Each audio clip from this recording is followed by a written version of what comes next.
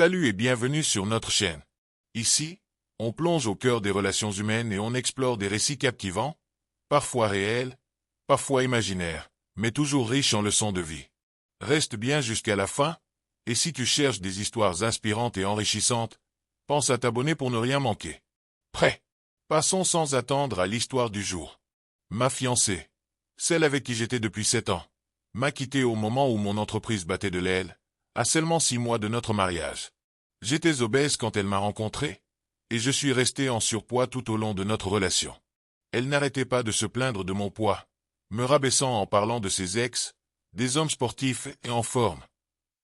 Le jour où elle m'a quitté, elle m'a avoué qu'elle n'avait jamais été attirée par moi physiquement. Et comme ma situation financière était précaire, elle en a conclu que je n'avais aucun avenir. Un mois après notre rupture, j'ai découvert qu'elle me trompait depuis 1 an avec l'un de mes clients réguliers, un homme riche. Les 3 mois qui ont suivi cette découverte ont été parmi les plus durs de ma vie, une douleur et une tristesse indescriptibles. Puis la colère a pris le dessus, et un intense désir de revanche est né. Je suis quelqu'un de très persévérant et déterminé. Alors, j'ai entamé une mission, me transformer physiquement. J'ai étudié à fond le fitness et appliqué chaque conseil à moi-même. En 3 ans, je suis passé de 204 kg et plus de 55% de graisse corporelle à 91 kg et seulement 7% de graisse, avec un corps en acier. Pendant tout ce temps, mon ex-fiancé ignorait totalement ce que je faisais et la transformation qui s'opérait en moi. À la fin de la 3e année, j'ai déménagé à l'étranger pour me reconstruire dans un autre pays. Quelques mois plus tard, un grand journal de mon pays d'origine m'a contacté pour une interview dans un article sur les jeunes émigrants. Sans que je le sache, ma photo a été mise en couverture. Les réactions sur les réseaux sociaux ont été immédiates, et la nouvelle est arrivée aux oreilles de mon ex-fiancé. Un ami commun m'a raconté qu'elle avait été stupéfaite en voyant la photo, incapable de croire que c'était bien moi. Depuis, elle n'arrête pas de se plaindre auprès de nos connaissances communes. Aujourd'hui, je prépare ma participation à une compétition de fitness, et je compte bien lui envoyer une photo dédicacée. Mais ma revanche ne s'arrête pas là. Peu de temps après mon déménagement, j'ai rencontré une femme dont je suis tombé profondément amoureux. Elle était douce et attentionnée, mais elle avait des traits de caractère difficiles à gérer. Elle était très critique, immature, et probablement atteinte de troubles obsessionnels et de personnalité antisociale.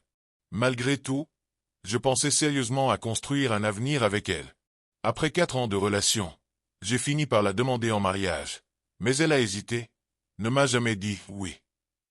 Au lieu de ça, elle m'a reproché de ne pas être encore bien installé dans ce nouveau pays, de ne pas avoir de maison ni de gros revenus. Cette rupture a été la plus douloureuse de ma vie, au point que je suis tombé en dépression. Au fond du gouffre, j'ai alors fait une promesse à moi-même. Je réussirai au-delà de toute attente. 1 an et demi plus tard, j'avais considérablement augmenté mes revenus. J'ai acheté un appartement dans un quartier recherché, ainsi que la voiture et la moto de mes rêves. Aujourd'hui, je suis en train de créer 2 entreprises, une dans le conseil et l'autre dans la technologie, qui sont déjà très bien évaluées et promettent de grandes choses. Grâce à cette expérience, j'ai fait de belles rencontres et réalisé que mon potentiel était bien plus grand que je ne l'avais imaginé. Ironiquement, je suis immensément reconnaissant envers ces 2 femmes. Leur rejet et la douleur qu'elles m'ont causée m'ont transformé et m'ont poussé à atteindre mes objectifs. La meilleure vengeance, c'est vivre votre meilleure vie. Les moments où l'on se sent trahi, abandonné ou rabaissé sont parmi les plus difficiles qu'on puisse vivre. Ils laissent des cicatrices profondes et nous confrontent à nos plus grandes insécurités. Mais il est essentiel de se rappeler que, même si cela semble insupportable, ces moments ont aussi le pouvoir de nous révéler des forces insoupçonnées. Lorsque quelqu'un vous sous-estime, vous quitte ou vous humilie, cela peut être l'occasion de prendre la décision de vivre pour vous, de vous transformer, et de ne plus laisser les autres dicter la valeur que vous vous accordez. Prenez le temps de ressentir votre douleur, sans honte. Ces émotions, aussi intenses soient-elles, sont humaines. Elles montrent l'importance que vous accordiez à cette personne ou à cette relation. Mais une fois que la tempête émotionnelle commence à se calmer, utilisez cette énergie pour vous concentrer sur vous-même. Visualisez la personne que vous aimeriez devenir, celle que vous savez que vous pouvez être. Cette épreuve peut alors devenir le point de départ de votre renaissance. Parfois, ce sont les épreuves qui nous poussent à grandir, à devenir plus forts, à viser des objectifs que nous n'aurions jamais imaginés. Rappelez-vous, peu importe ce que les autres pensent ou disent, votre potentiel ne dépend que de vous. Personne ne peut vous enlever votre dignité et votre valeur, même si certains essaient de vous faire croire le contraire. Vous avez la capacité d'atteindre des sommets que même ceux qui vous ont fait du mal ne pourraient imaginer. Ce n'est pas une question de vengeance, mais une manière de montrer, surtout à vous-même, que votre bien-être et votre succès ne dépendent de personne d'autre.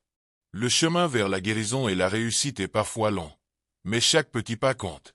Aujourd'hui, c'est peut-être un défi de vous lever, de vous motiver. Mais demain, grâce à cette force que vous avez développée dans l'adversité, vous serez en mesure d'accomplir des choses que vous pensiez impossibles. Vous devenez chaque jour la meilleure version de vous-même, et c'est cette transformation qui est la plus belle des victoires. Alors, à vous qui lisez ceci et qui traversez ces moments durs, ne sous-estimez jamais la puissance de vos rêves et de vos ambitions. En avançant, même dans la douleur, vous vous offrez la plus belle des vengeances, celle de réussir et de briller pour vous-même.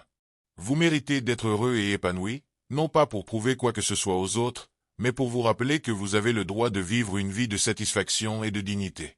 Votre force intérieure est là, prête à se révéler. Croyez en elle, et faites de votre vie une preuve de cette force. Lorsqu'on subit la trahison, le rejet ou l'humiliation, on touche le fond, et on a l'impression que tout s'effondre. Pourtant, c'est souvent au creux de ces épreuves qu'on trouve la force de se relever et de se reconstruire. Là, on découvre une puissance insoupçonnée et un potentiel immense que personne ne pourra jamais nous enlever. Et voilà, notre histoire touche à sa fin. N'oublie pas de t'abonner pour ne pas manquer la prochaine aventure.